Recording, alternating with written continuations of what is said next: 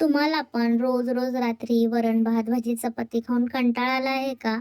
मग ही पनीर टिक्का मसाल्याची रेसिपी नक्की तुम्ही सुद्धा ट्राय करा. खूप मस्त लागतं. पाहू शकता सुंदर झालेलं आहे आणि एकदम झटपट बनतं.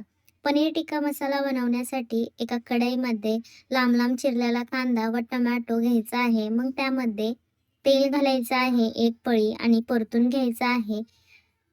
परतून झाल्यानंतर आपल्याला त्यामध्ये काजू, बदाम घालायचं आहे आणि आलं लसूण पेस्ट मिक्स करून घेऊन पनीर टिक्का मसालाचा एक पॅकेट त्यामध्ये दूध मिक्स करून घ्यायचं आहे. आता तीच कढईमध्ये बटर, तेल, लाल तिखट घालायचं आहे आणि वाटण परतून घेऊन चवीनुसार मीठ घालायचं आहे. एक वाफ काढायची आहे. छान तेल सुटलं की त्यामध्ये ती पेस्ट घालायची आहे. पनीरचे पीसेस घालायचे आहे. थोडंसं पाणी घालायचं आहे. मिक्स करायचं आहे. अशा प्रकारे आपला पनीर टिक्का मसाला रेडी होतो. नक्की तुम्ही सुद्धा ट्राय करा. बाय.